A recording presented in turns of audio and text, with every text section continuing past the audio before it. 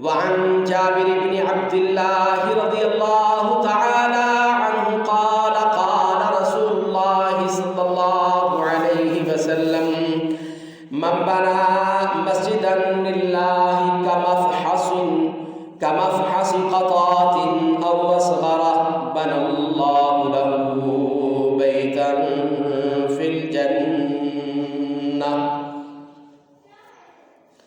أو كما قال رسول الله صلى الله عليه وسلم۔ تعریفات، تسبیحات، تحمیدات، پاکی کی، بلندی کی، تعریف کی، پاکیزگی کی اور ہر قسم کی تعریفات کی باتیں اللہ احکم الحاکمین کے لیے ہے۔ وہی ہمیں پیدا کرنے والا ہے، آسمان و زمینوں کا مالک ہے، اسی کے حکم سے سورج طلوع ہوتا ہے، اسی کے حکم سے غروب ہوتا ہے، چاند بھی اسی کے حکم سے طلوع ہوتا ہے اور ستارے بھی اسی کے حکم سے آتے ہیں اور اسی کے حکم سے جاتے ہیں۔ اور درود و سلام سید الانبیاء، امام الانبیاء، سرور کونین، سید ولد اعظم، شفیع المذنبین، جناب خاتم النبیین محمد کریم علیہ السلام کی ذات گرامی پر ہے۔ اللہ رب العزت نے رسول اللہ صلی اللہ علیہ وسلم کو ہم انسانوں کی رشد و ہدایت کے لیے مبعوث فرمایا۔ سامعین محترم، رسول اللہ صلی اللہ علیہ وسلم ہم انسانوں کی، اپنی امت کی، امت محمدیہ کی ہر معاملے میں رہنمائی کرنے والے ہیں۔ جیسے کہ اگر ہمیں اس بات کا یقین ہے کہ ہم جتنے اچھے اعمال کرتے ہیں، نیکیاں کرتے ہیں، اللہ کا ڈر، اللہ کا خوف، اللہ رب العزت کی محبت، اللہ رب العزت کی مودت اور اللہ رب العزت کے چہرے کی خوشنودی حاصل کرنا، اگر ہم یہ سمجھتے ہیں کہ یہ سارے کام جس کی بنیاد پر ہم نیکیاں کرتے ہیں یہ آخرت کو سنوارنے والے ہیں، یہ کل قیامت کے دن ہمیں فائدہ دیں گے، تو اللہ کی قسم یقین کر لیجئے یہ اعمال اس دنیا میں بھی فائدہ دیتے ہیں۔ خالی آخرت ہی نہیں اس سے سنوری، دنیا بھی سنورتی ہے۔ اور کیا زبردست قسم سے اللہ رب العزت اپنے بندوں کی مدد فرماتے ہیں، ان کی اس دنیا کو سنوار دیتے ہیں کہ آدمی اس چیز کا اندازہ ہی نہیں لگا سکتا۔ سامعین محترم،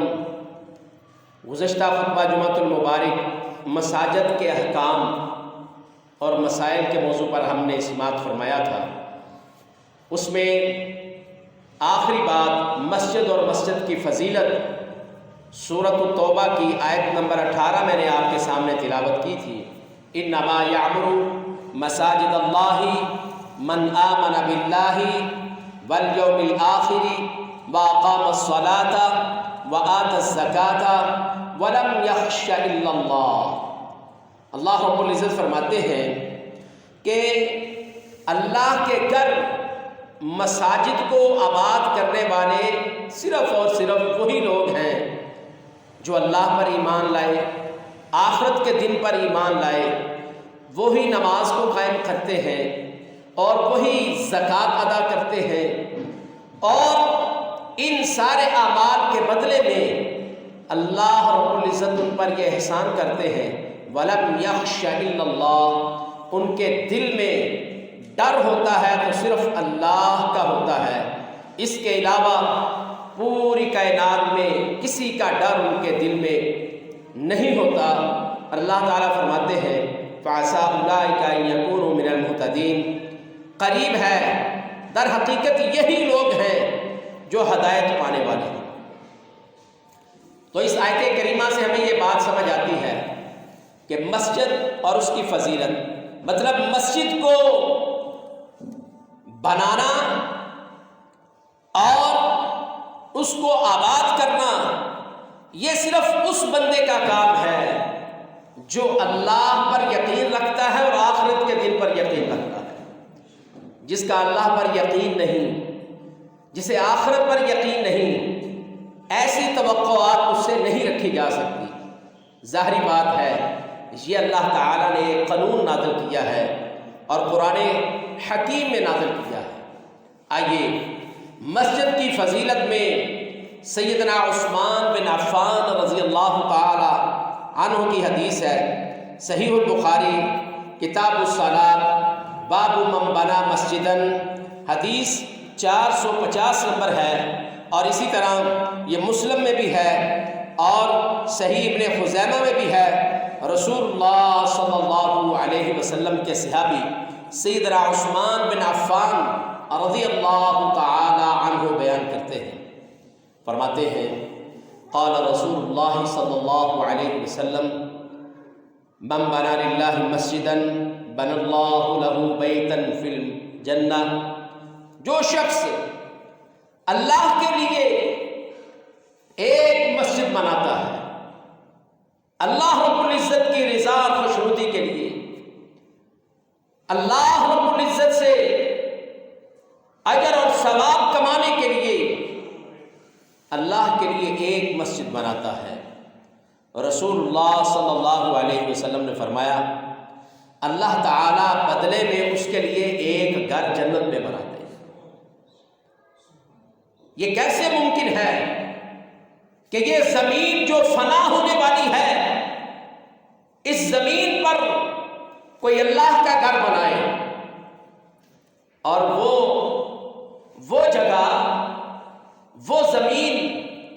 وہ جنت جو ہمیشہ باقی رہنے والی ہے، جس میں نہ کسی کو موت آئے گی، نہ اونگ آئے گی، نہ نیند آئے گی، جہاں نہ کسی کو بول و براز کی حاجت ہوگی، وہاں نعمتیں ہی نعمتیں ہوگی، ایسا ہمیشہ ہمیشہ رہنے والا وہ علاقہ جسے جنت کہا جاتا ہے، جنت کے باغات کہا جاتا ہے،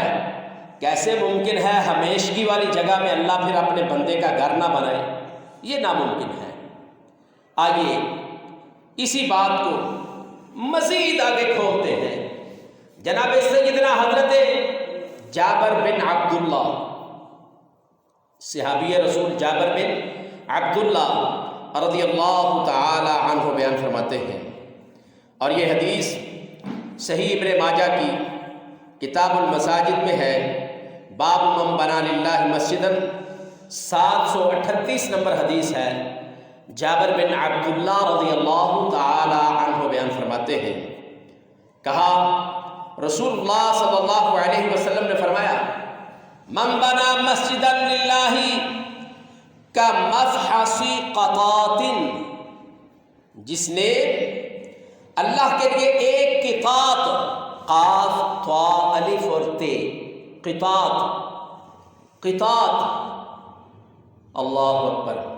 قطاط کسے کہتے ہیں؟ رسول اللہ صلی اللہ علیہ وسلم کے یہ الفاظ اگر عربی ڈکشنری میں دیکھے جائیں تو اس کا مطلب اور مفہوم یہ ہے، کبوتر کی طرح ایک پرندہ ہے، اس کی شکل و شباہت کبوتر جیسی ہے، یہ قطاط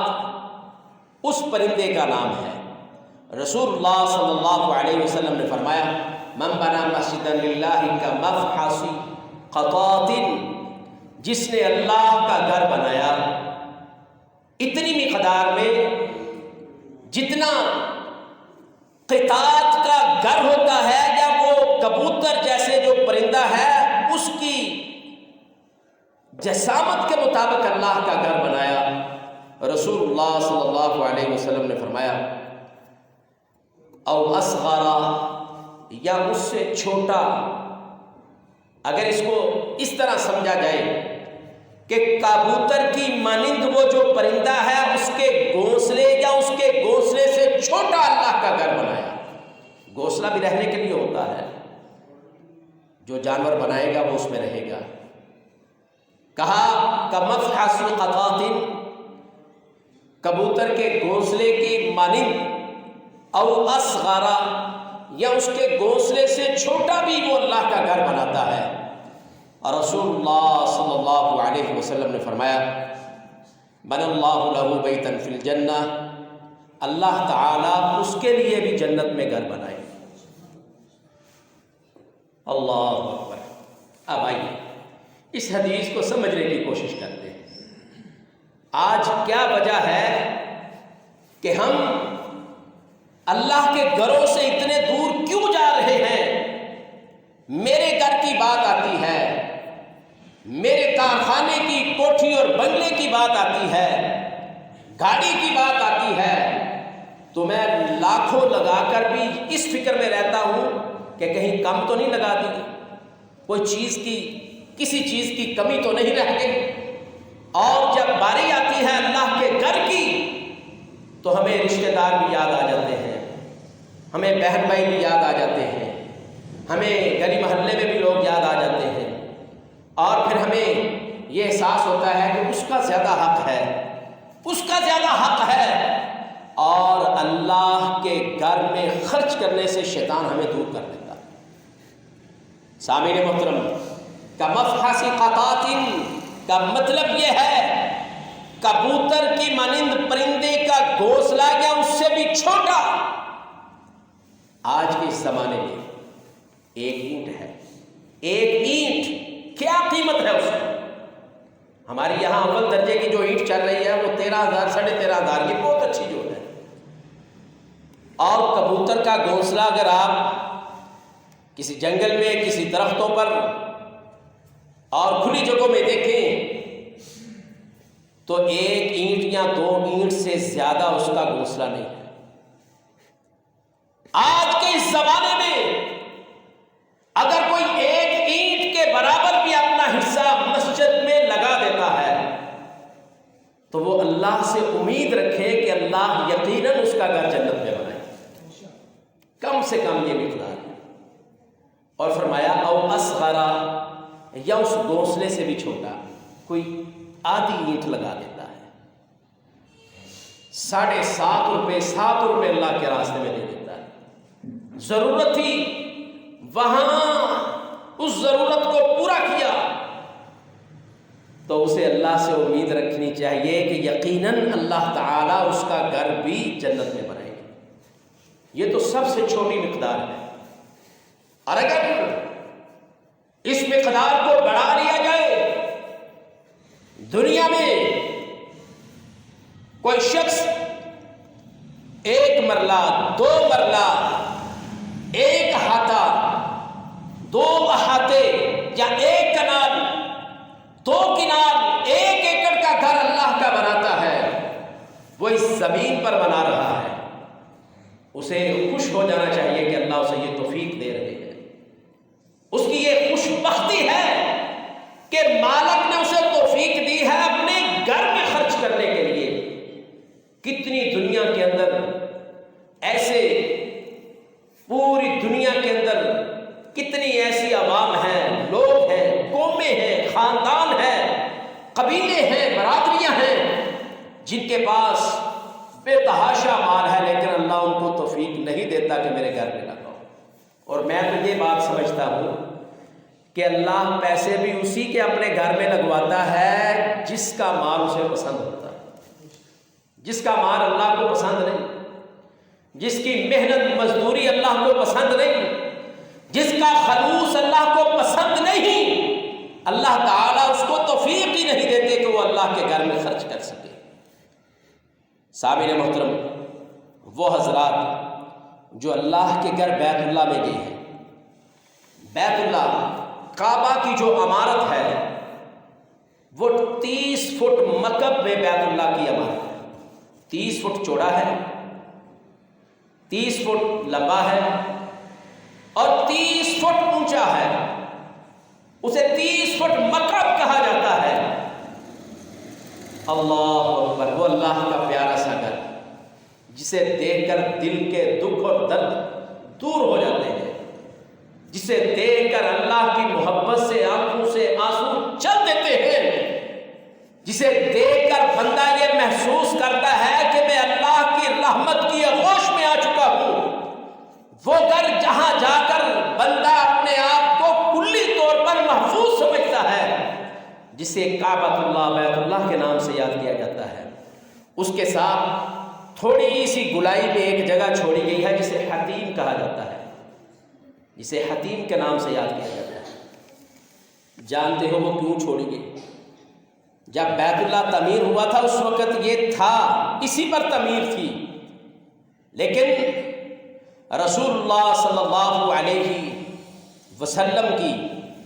پیدائش سے پہلے جب اس کی تعمیر نو ہوئی تو اس جگہ کو چھوڑ دیا گیا۔ جانتے ہو کیوں چھوڑ دیا گیا؟ اس لیے کہ اس وقت کے جو مکہ کے وہ لوگ جو مشرک تھے، اللہ کے گھر کی عزت اور احترام وہ بھی کیا کرتے تھے۔ جب انہوں نے اس گھر کی تعمیر کا ارادہ کیا تو سرداروں نے، مالداروں نے اعلان کیا، بھائی یہ خاص اللہ کے گھر پر لگنا ہے، اس میں وہ مال دینا ہے جو حلال اور طیب ہوگا، حرام مال اور سود کا مال اس کی ایک رتی بھی نہ کوئی دے۔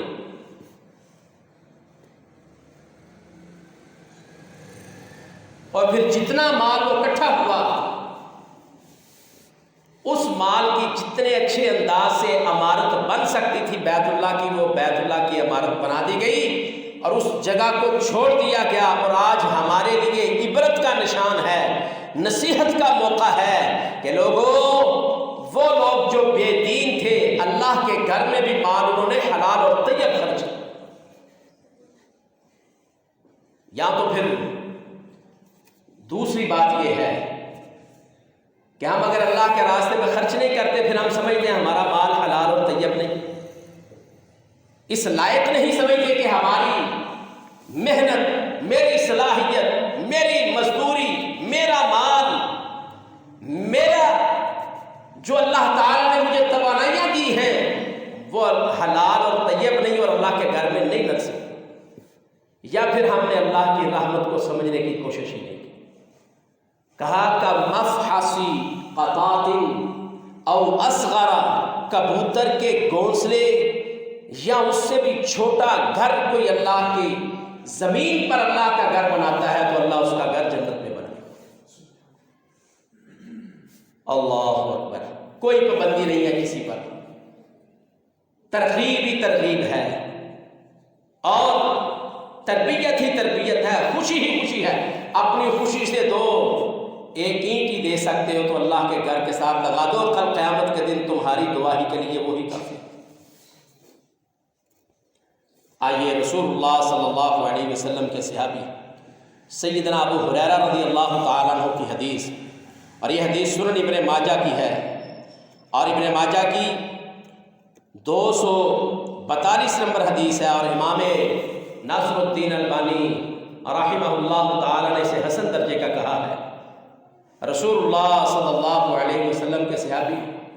ابو ہریرہ رضی اللہ تعالیٰ عنہ بیان فرماتے ہیں، رسول اللہ صلی اللہ علیہ وسلم نے ارشاد فرمایا،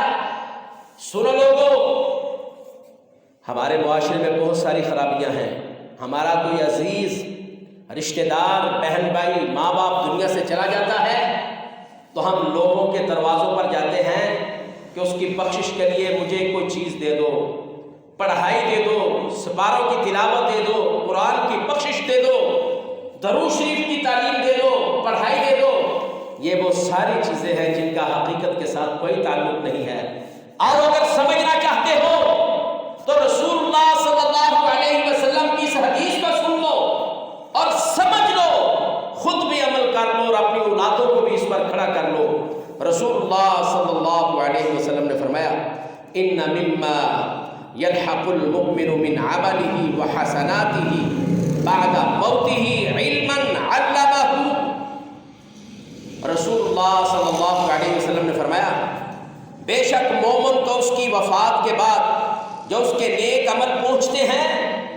اس کی وفات کے بعد اس کو جو نیک عمل پہنچتے ہیں، فرمایا علما علمہ ونشرہ ووالدا صالحا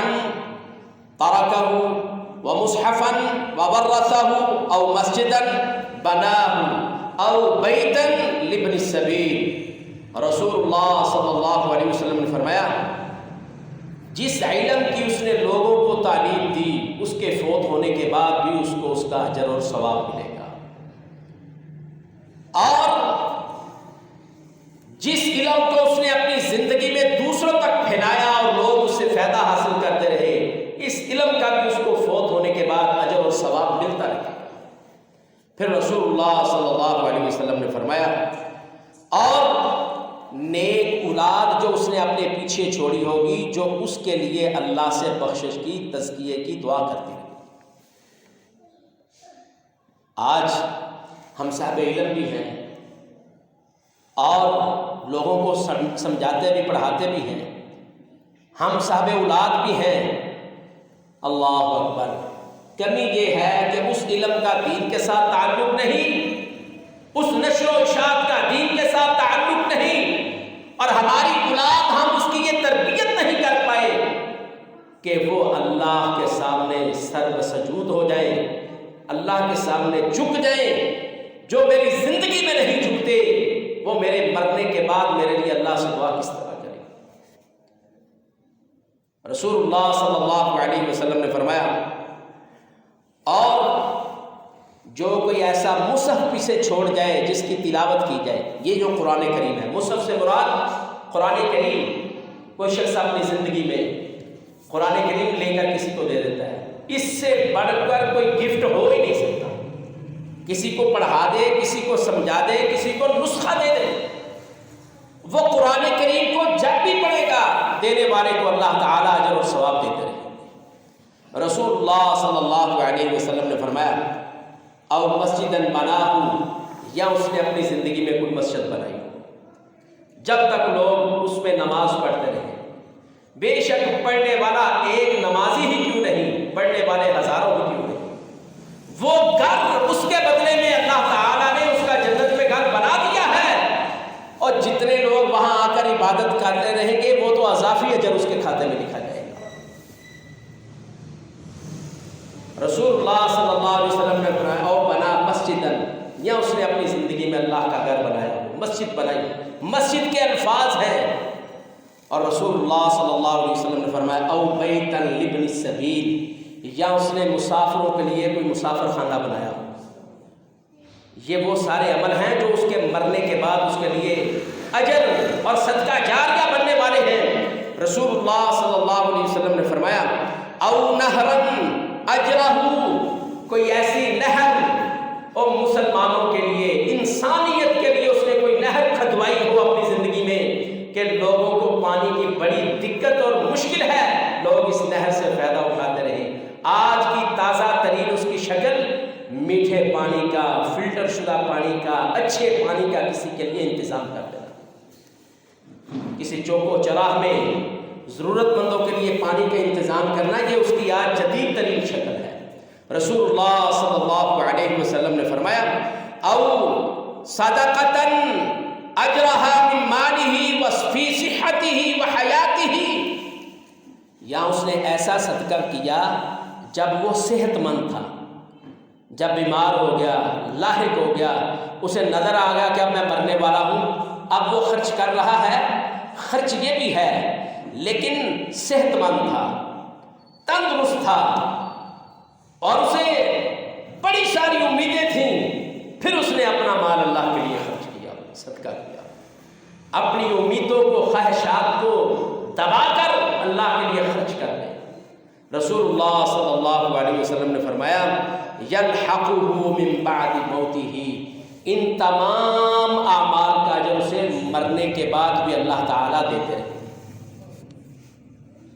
سامعین محترم، مساجد کے احکام میں سے آج کی